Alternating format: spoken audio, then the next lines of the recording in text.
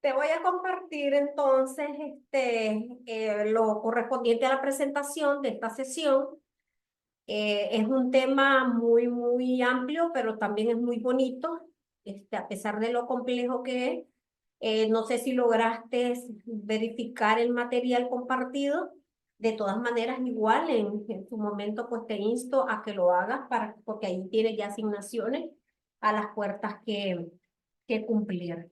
Entonces, el día de hoy vamos a hacer referencia a lo que es la parte de la unidad correspondiente a los gastos e ingresos públicos. Dentro de los gastos e ingresos públicos tenemos este subtema que es la parte de la deuda fiscal.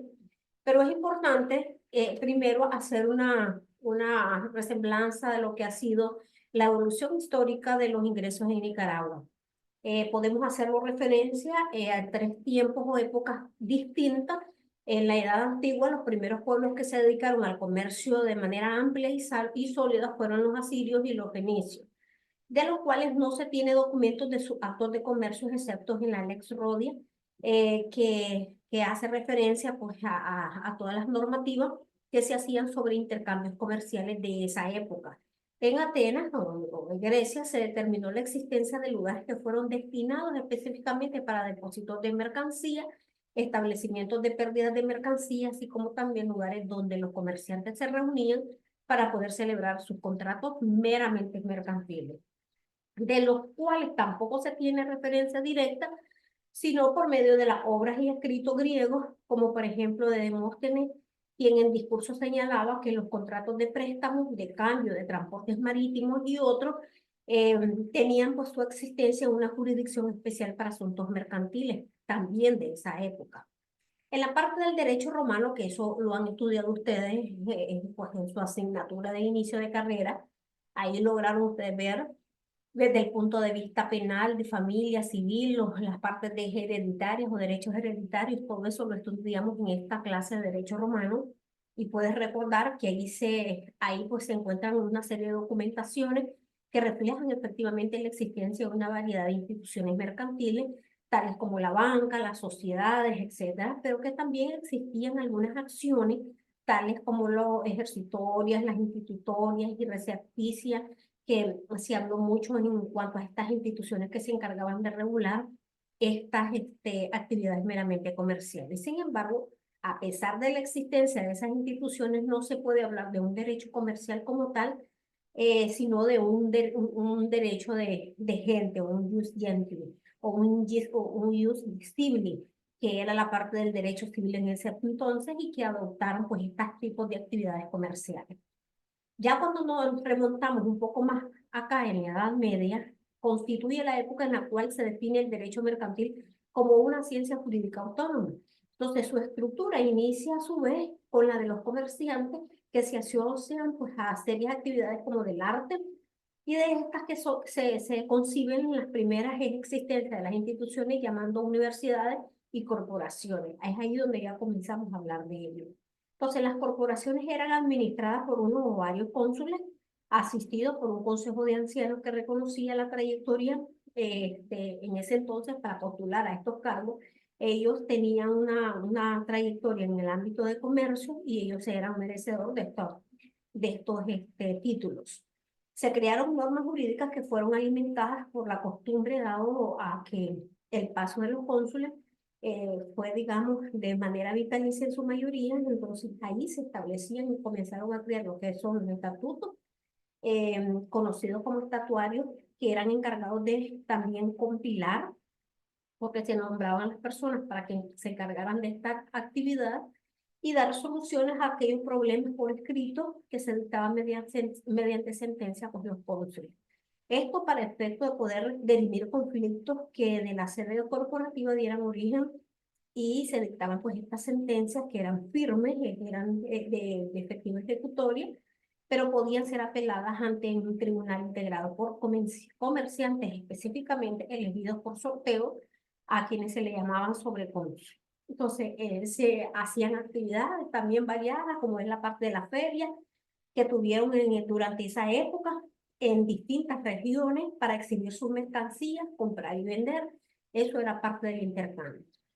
Y por último, pues para finalizar esta breve evolución histórica que te estoy haciendo, este panorama sobre cuál ha sido ese desarrollo histórico de lo que es la parte de los ingresos y egresos fiscales o tributarios, en la época posmoderna podemos decir que parte del descubrimiento de América, la cual representa las transformaciones de las condiciones económicas, sociales, políticas y espirituales. Entonces, aquí nace otro tipo de instituciones comerciales que culminan en el siglo XIX con la promulgación del primer Código de Comercio, el cual entró en vigencia el 1 de enero de 1811. Entonces, ¿qué es lo que podemos decir para poder hablar un poco sobre la parte de la conceptualización de la deuda fiscal? Hablar primero lo que es un gasto público. Entonces, cuando nosotros hablamos de los gastos públicos, definimos las erogaciones que incurre el conjunto de entidades estatales de un país. El gasto público comprende las compras y los gastos que un Estado realiza en un periodo determinado, que por lo general es un año, porque ese es nuestro periodo fiscal. Cuando nos referimos a la parte de las erogaciones, nos referimos a los gastos como las inversiones que realiza el contribuyente en un año calendario, sea cual sea el nombre con que se le designe.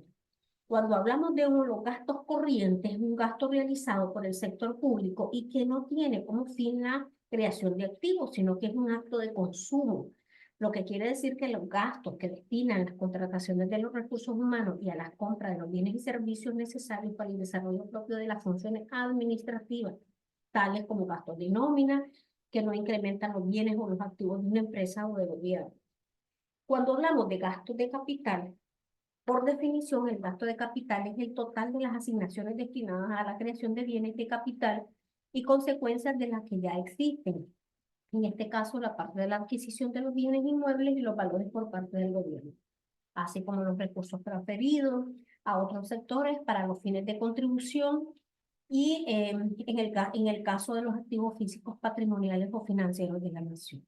Cuando nosotros nos referimos a un déficit presupuestal, es la situación en la cual los gastos realizados por un individuo, la empresa, país o cualquier tipo de organización superan los ingresos financieros. No significa que necesariamente se tiene pérdidas, sino que también puede significar menores ingresos. Si los recursos son inferiores a los gastos, el presupuesto será definitorio, es decir, se origina de un déficit presupuestario. Entonces, dentro de todo este fenómeno, previos a llegar a esta deuda fiscal, también existen las reformas al sistema impositivo, que viene siendo más que todo la determinación de un conjunto de impuestos vigentes según ley que coexisten en un país ordenado y coordinados entre ellos según sus principios generales, principios que nosotros ya vimos en la parte presupuestaria también el día de ayer. Entonces, el Poder Legislativo se encarga siempre de cambiar estos ordenamientos jurídicos, estas leyes, y elaborar nuevas normativas que deben de ser promulgadas por el Poder Ejecutivo. Estas reformas judiciales siempre están vinculadas a cambios judiciales, ya que los impuestos son establecidos por ley. Las alícuotas, los gravámenes y las características generales de cada tasa deben de estar específicamente en la legislación. Por tal razón, aumenta o disminuye un impuesto que se asocia a una modificación de tipo legal y tiene como propósito sus propios fines. Entonces, dentro de los ingresos que podemos hacer referencia como ordinarios, porque tenemos dos tipos de ingresos, tenemos ingresos ordinarios y también tenemos los ingresos extraordinarios. Dentro de los ingresos ordinarios podemos hablar sobre los ingresos que son los impuestos sobre la renta, sobre la producción de consumos y transacciones internas. También podemos decir el impuesto al valor agregado, que es el IVA, y el impuesto selectivo al consumo, el ISC. También ahí podemos incluir los impuestos de timbre fiscales, los impuestos de comercio exterior, derechos arancelarios a la importación del DAI, los impuestos al valor agregado a las importaciones, que es 35% a bienes y servicios procesados en Honduras y en Colombia, y pues es lógico que a través de la parte de lo que es el cauca y recauco, pues ahí estamos incluyendo Nicaragua como país. Dentro de los ingresos extraordinarios podemos mencionar las tasas, los derechos, las multas, otros ingresos no tributivos como las rentas de propiedades, transferencias corrientes, ingresos de capital, ingresos externos como préstamos que son líquidos y donaciones que también pueden ser líquidas. eso pues lo podemos nosotros también contemplar también en esta parte. Entonces, al hablar un poco sobre la parte de los ingresos, nosotros podemos decir que para las unidades pues, de gobierno de forma general, las cuatro fuentes principales de ingresos son los impuestos y otras transferencias obligatorias impuestas por unidades de gobierno. La segunda son las rentas derivadas de la propiedad de activos y la tercera son las ventas y bienes de servicio. Cuando ya hablamos de una cuarta, estamos refiriéndonos a las transferencias voluntarias recibidas de otras unidades. Entonces, cuando nos referimos a ingresos tributarios, estamos hablando de los impuestos, que son los que constituyen la proporción más importante del ingreso de muchas unidades del gobierno. Estos están compuestos por transferencias obligatorias del sector gobierno general. Algunas transferencias obligatorias, como las multas, las sanciones pecuniarias y a la mayoría de las contribuciones a la seguridad social, no se incluyen en el ingreso tributario. Eso hay que estar claro.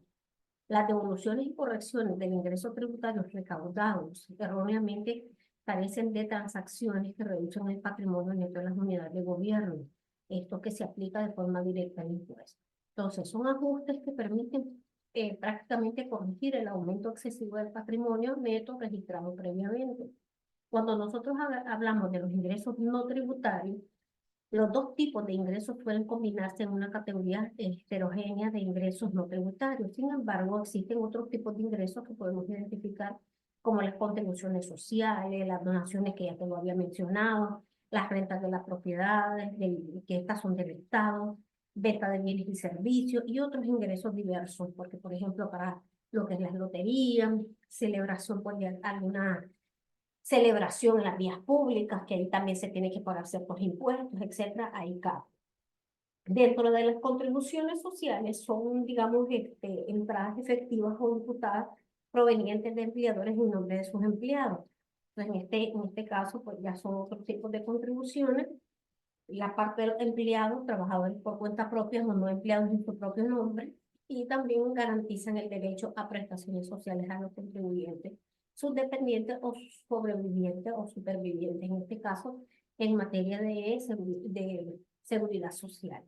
Entonces, las contribuciones pueden ser obligatorias, pero también pueden ser voluntarias.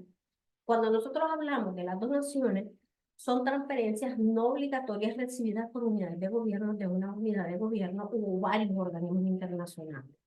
Entonces, cuando estamos nosotros hablando de esas donaciones, pueden clasificarse en donaciones corrientes o de capital y pueden recibirse en efectivo, en especie. Entonces, cuando nosotros hablamos o nos referimos a la parte de las rentas de propiedad, que también ya te he hablado sobre la parte de los ingresos, reciben cuando las unidades de gobierno general ponen activos financieros o activos no producidos a disposición de otras unidades. Las principales componentes de esta, específicamente renta de propiedad, están los intereses, están los dividendos, están los arriendos de activos tangibles no producidos, que ya en el material que tienes ahí complementario te los explico ampliamente para que puedas usted ubicarlos y puedas estudiar pues, todas las características de este tipo de rentas regulares. En cuanto a las ventas de bienes y servicios, incluye las ventas de establecimientos de mercado, los derechos administrativos, las ventas incidentales de establecimientos no de mercados y las ventas imputadas de bienes y servicios. Algunos de estos derechos administrativos son tan elevados que no guardan proporción alguna con el costo de los servicios prestados. Por eso, pues es importante referir que esos derechos se clasifican como impuestos, entonces se registran como ingresos sin ninguna deducción. Entonces es posible que estos bienes y servicios sean vendidos a precios inferiores al del costo de producción. Y te puedes preguntar por qué. Porque hay ingresos no tributarios como las multas que ya te había dicho, las sanciones pecuniarias, los depósitos de caución, transferidos, la parte de las asignaciones que son derivadas de procedimientos judiciales, ventas de bienes existentes, etc. Entonces, cuando nosotros, en resumen, hablamos de ingresos públicos en Nicaragua, incluye las entradas no recuperables, con contraprestación y sin contraprestación, excluyendo las entradas no obligatorias, no recuperables, que proceden de otros gobiernos y de otras instituciones internacionales a través pues, de las donaciones externas que podemos hacer referencia. Entonces, dentro del balance de esto, es importante entonces recapitulando que existen estas categorías de ingresos que son impuestos, contribuciones sociales, ingresos de operaciones y otros ingresos. Entonces, ahí, sin hablar o sin ampliar en cuanto a la parte que corresponde a las unidades, por ejemplo, de las alcaldías municipales, que también ellos establecen otro tipo de ingresos, perdón, otro tipo de impuestos que son municipales. Cuando hablamos entonces de ingresos por rubro, nos referimos a aquello que agrupa y presenta los recursos públicos en función de los diferentes tipos y que surgen de la naturaleza y el carácter de las transacciones que le dan origen. Es decir, que contemplan conceptos que no necesariamente significan entrada de dinero en efectivo. En su clasificación podemos mencionar las fuentes tradicionales que son impuestos, tasas, derechos y transferencias, pero también podemos incluir los patrimonios públicos, que son ventas de activos, títulos, acciones y rentas de la propiedad. Y por último, lo financiero. ¿A qué nos referimos con esto? A los créditos públicos y disminución de activos financieros. Entonces, existe también otro rubro o otro aspecto que hay que mencionar, que son la parte de la división de gastos tributarios. Estos gastos tributarios pueden ser concesiones tributarias o desviaciones de un sistema tributario base, que los gobiernos a veces utilizan para alcanzar determinados objetivos económicos y sociales. Estas desviaciones son créditos, exoneraciones, exenciones, inafectaciones, reducciones de tasas, deducciones, pueden ser devoluciones, etc. Hay exoneraciones y exenciones que son establecidas por la Constitución política, ya están por ley. ¿Cuáles son esas? Aquellas que se les hacen a las organizaciones sindicales, a las cooperativas, más a las partes de transportes, a los ONG, a las universidades, a las iglesias, que están exentos de pago de impuestos.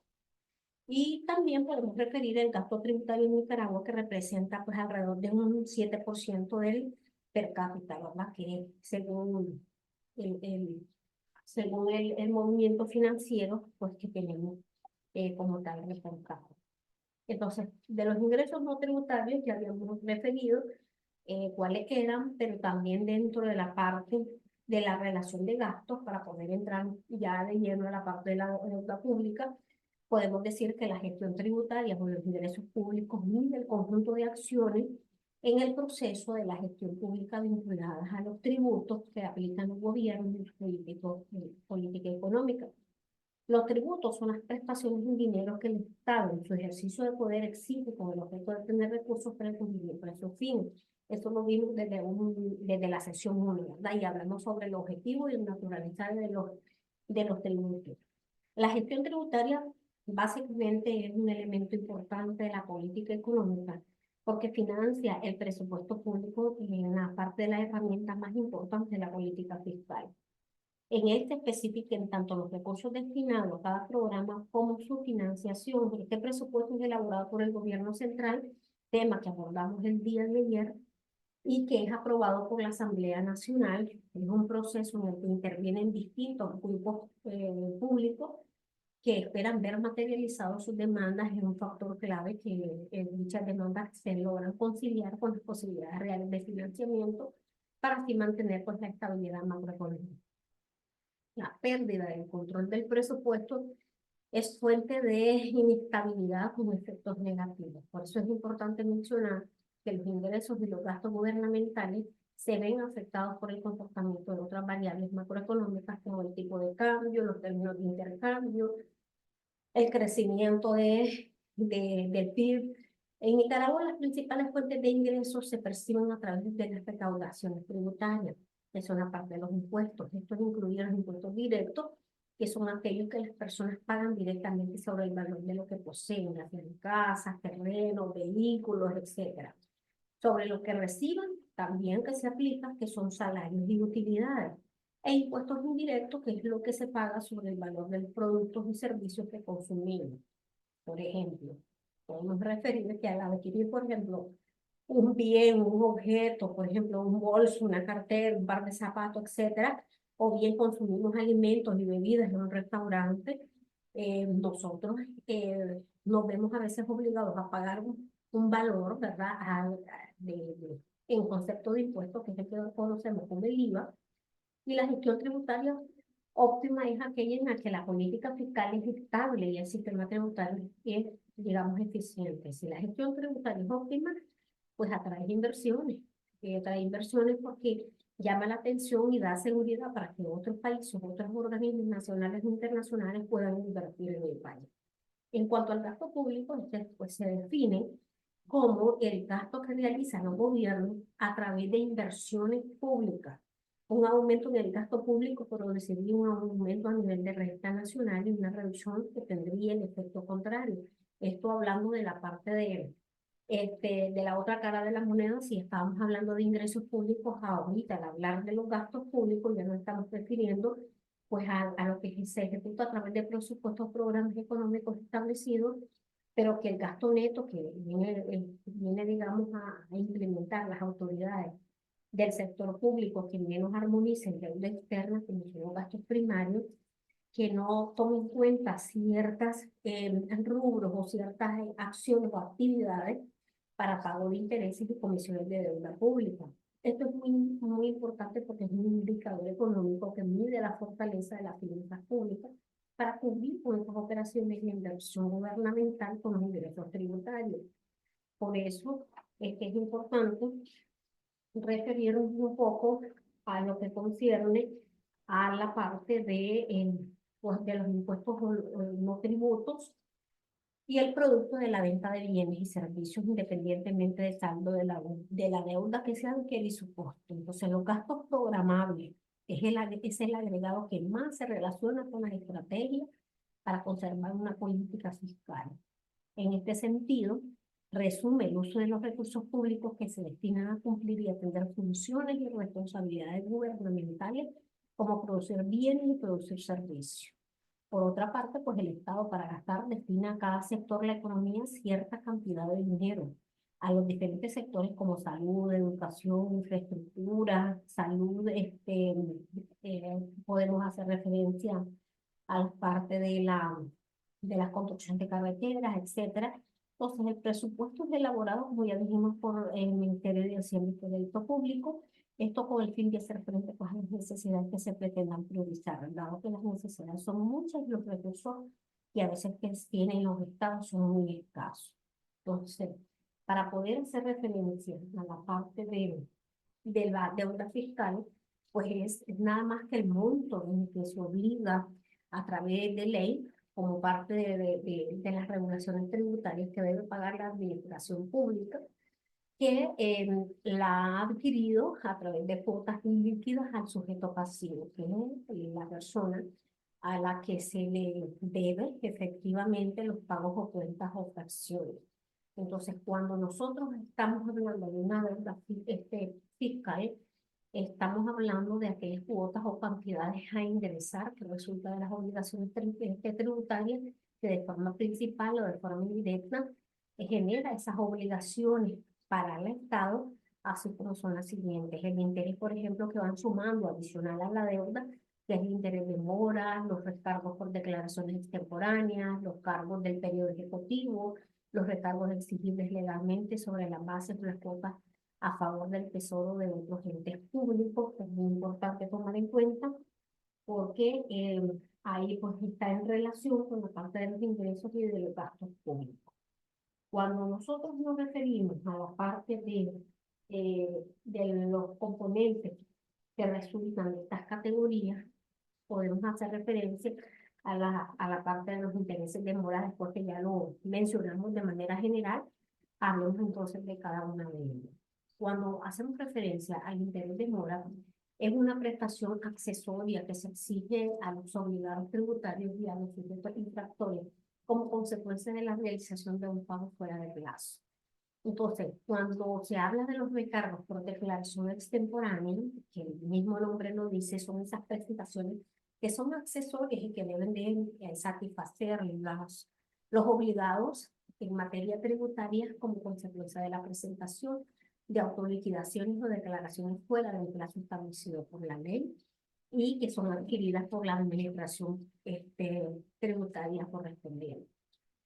Los recargos del periodo ejecutivo se aplican cuando no se satisfaga la totalidad de las deudas no ingresadas en el periodo voluntario antes de la notificación de las providencias de apremio. quiere decir como toda deuda, el Estado también, cuando nosotros a título personal adquirimos ante una institución, ya sea microfinanciera o una institución financiera, nosotros tenemos fechas establecidas para cumplir con esas obligaciones bajo la responsabilidad, y así lo queda plasmado en los contratos que firmamos con estas instituciones, que en el caso de atraso sobre el pago de las mismas en las fechas establecidas, pues ya comienzan a sumarse ciertos montos en concepto de mora. Igual el Estado, a través de las deudas que adquiere, también se les aplica la misma sanción en caso de que no cumpla con el tiempo en el periodo debido, y eso se le conoce como apremio. Dentro de los recargos ordinarios son cuando los obligados no afectan el ingreso al tiempo de presentar la autoliquidación extemporánea y siempre que no hayan presentado solicitud de aplazamiento. Cuando se pide pues una prórroga para efecto del efectivo y se hace una revalidación de la deuda, puede perfectamente gozar de ese tiempo adicional para poder cumplir con las obligaciones, sin que esto represente que va a ir un recargo, ¿verdad? Por incumplimiento en la fecha con ese objetivo. Pero ya está entre un periodo ejecutivo que es al día siguiente de la presentación de las autoliquidaciones que el Estado y las instituciones tienen que presentar. Cuando nosotros hablamos de la naturaleza de la deuda pública, nos referimos a obligar a una obligación legal como tal. ¿Por qué? Porque la deuda tributaria se paga en efectos dinerarios, el cual sea la causa de su nacimiento. O sea, que se va a pagar de manera líquida o de manera remunerativa, que sea la naturaleza misma de lo que son los impuestos. Y bueno, eso sería, digamos, una parte, digamos, muy amplia. Dentro del mismo a considerar lo que es la parte de los ingresos, dentro del mismo material que hice referencia a la parte de los ingresos ordinarios como la parte de los ingresos extraordinarios. Cuando hablamos de la parte de los ingresos, digamos, directos, porque podemos hacer referencia a impuestos directos como impuestos indirectos. Entonces, dentro de los directos tenemos lo que son los gravámenes a las rentas, los gravámenes inmobiliarios. Entonces, estos impuestos son nacionales porque son los famosos impuestos sobre la renta. ¿Existen los municipales? Sí, porque dentro de estos directos están nacionales, municipales, y dentro de estos impuestos municipales tenemos los ingresos del INE, que es impuesto municipal sobre los ingresos. Esas son, digamos, el significado de la sigla IMA. Está en la parte de los gravámenes inmobiliarios, que son municipales porque son ingresos sobre bienes inmuebles, que es el famoso IBI. Y dentro de los indirectos podemos mencionar los gravámenes al consumo. Estos impuestos, dentro de los nacionales que tenemos regulados, el impuesto al valor agregado, que también podemos incluir, que es el famoso IVA, el impuesto selectivo al consumo, que es el ISC, y el impuesto de timbre, que es el IEPS. Dentro de las nacionales también tenemos que el impuesto al valor agregado, el IVA, la parte del impuesto, y ahí se incluyen lo que son los derechos arancelables de la importación, que es el famoso DANI. Entonces, todo lo que son estos ingresos tributarios, sobre ingresos que están en impuestos de la renta, sobre la producción, consumo y transacciones internas, tenemos el IVA, tenemos el ISC, los impuestos de timbre fiscales, los impuestos sobre comercio exterior, tenemos el DAI, que son los derechos arancelarios a la importación, y tenemos el impuesto al valor agregado de las importaciones, que también es importante mencionarlo. Entonces ahí, como pueden ver, podemos identificar todos esos tipos de impuestos directos e indirectos que están regulados en ley y que es de obligatorio cumplimiento para todas las personas que según están señaladas como sujetos obligados. Ahí, si pueden ver, se hace una referencia, y en el material lo vas a ver todas esas fuentes de ingresos que hemos estado hablando en la tarde de hoy, lo tienes ampliamente también desarrollado. También en el material va incluido sobre la parte de los dividendos como parte de los ingresos que se devuelven de forma continua durante la vigencia del activo financiero de cada nación. Entonces, de esos dividendos, que son más que todas las unidades de gobierno general que tienen la capacidad de ser un accionista y propietario de una corporación, y en este caso de la nación, que tienen derechos a percibir dividendos porque ponen fondos de capital a disposición de dichas corporaciones. Esos fondos de capital no dan derechos a accionistas a rentar de manera fija o predeterminada. Entonces es muy importante que dentro del mismo conocer lo que son los arriendos de activos tangibles no producidos, que también te los mencioné, que es más que todo producido, o viene siendo más que todo la renta de la propiedad proveniente del arrendamiento de tierras y terrenos activos de suelos y de otros activos de origen natural que son pertenecientes pues al Estado, las ventas y los bienes de servicio, que incluyen las ventas de establecimientos de mercado, los derechos administrativos, las ventas incidentales de establecimientos no de mercado y las ventas imputadas de bienes y servicios. Algunos de estos derechos administrativos son tan elevados que no guardan proporción alguna con el costo de los servicios prestados, pero estos derechos se clasifican dentro de los impuestos y están considerados como ingresos sin ninguna deducción, como ya te había también referido. Y bueno, y en resumen, se habla en el material sobre ingresos directos e indirectos, y que son los primeros, los directos, son aquellos que recaen sobre la persona, bien sea una persona natural o una persona jurídica, y los indirectos que no recaen sobre la persona, sino sobre los bienes o servicios o sobre transacciones. Luego, aunque el impuesto lo determine pagando pues, la persona como tal obligada. Entonces ahí puedes leer el material con calma y ahí pues vas a darte cuenta realmente cuáles son esos ingresos, cuáles son esos ingresos y cuáles son esas deudas fiscales que nosotros como nación pues se adquieren. Eso es, digamos, en resumen, la información que te puedo compartir respecto a esta cuarta unidad. Es bastante amplia también, igual que la parte de los presupuestos. Solamente te hice un consolidado de lo que tenías ahí en información. Te estoy compartiendo videos también explicativos para poder ampliar un poco más lo que te estoy abordando en esta sesión sincrónica. Tienes adicional lecturas complementarias que también te van a despejar dudas posibles que puedan originarse de la lectura del material explicativo o del video también explicativo. E igual viene videos complementarios para que conozcas estas terminologías, que fue el primer punto que te abordé en la sesión de hoy, conceptualizando ciertos términos que deben de ser, digamos, conocidos por vos para que tengas mayor comprensión al momento de la lectura de este material.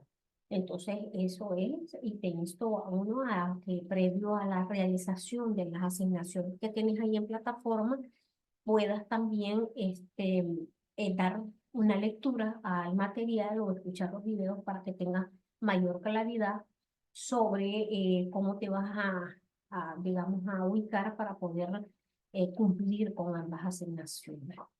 Cualquier duda que tengas sobre las mismas, no dudes en escribirme y llamarme, o bien, pues, como siempre te digo, los sábados que estás aquí en clase también podemos aclarar esas posibles dudas. No sé si tienes algo que decir, algo que tienes que agregar, tienes alguna duda sobre lo que de siempre, de manera rápida la abordamos para poder aprovechar el tiempito que tenemos se entiende que esta sesión es sincrónica, Norlin, es de que una vez que yo les suba el material o el repositorio en la plataforma, puedas leerlo, puedas estudiarlo y puedas ir anotando dudas. Entonces, esta sesión es más que todo darte el resumen que te acabo de dar y poderte aclarar dudas que puedas tener respecto a la temática. Entonces, no sé si tienes algo que tal vez no me captaste, no me entendiste. No, Eh, profe, todo bien, estoy claro. Usted sabe que cualquier duda yo le pregunto. ok, sí, ese es el objetivo. Yo sé que a veces trato para poder abordar más digamos, subtemas dentro de la sesión sincrónica, siempre pues a veces voy como carrete en bajada, pero yo siempre les digo, vos ya me conoces porque te he dado clase no sé de hace cuánto, y siempre les digo, cuando miren que voy muy rápido, ustedes me frenan. Vos no me has frenado, vos no me has dicho, mire, va muy rápido, profe, bájele un poquito. Entonces, como no me frenas, entonces digo yo, pues va entendiendo lo que le estoy diciendo, o por lo menos la secuencia que llevamos. Esa es mi lógica, no sé, vos me decís si estoy confundida o no estoy confundida. No, no, vamos bien. Usted sabe que también tenemos que avanzar. Exacto, entonces, bueno, te dejo eso, te dejo esa tarea de que puedas revisar bien el material, la lectura. Nos estaremos conectando nuevamente a la sesión número 5. Ya la retomamos normal, ¿verdad? Los miércoles y jueves, son los 2 días que tenemos para el encuentro, ya que esta vez hicimos el cambio en virtud de que nos caía el feriado del día de mañana y por eso lo adelantamos para martes y miércoles. La idea es de que ya la próxima semana logramos cubrir hasta la sesión 6 y la siguiente es tu evaluación. Pero igual, para efecto de que la misma no vaya un puntaje del 100%, pues irte asignando pequeñas pues tareas para que puedas cumplir investigaciones, guías de estudio, autoestudios, ensayos, eso va pues incluido dentro de la planificación para que mires por favor las fechas de vencimiento de ellas porque tienen fecha de vencimiento para poder seguir revisando esas tareas de forma semanal y puedas pues ir acumulando. Entonces, y nada, confiando que todo salga bien y que puedas aprobar esta tutoría y puedas pasar al siguiente, pues, al siguiente Está paso, bien, puedes profe. seguir Muchas avanzando. gracias hoy. Dale, pues, mi niña, entonces se me Bueno, cuida, bueno. feliz Día de la Madre, ¿yo? Sí, feliz día. Vaya a su acto. Ah, sí, ya voy en carrera. Sí, bueno, Gracias, gracias. un abrazo.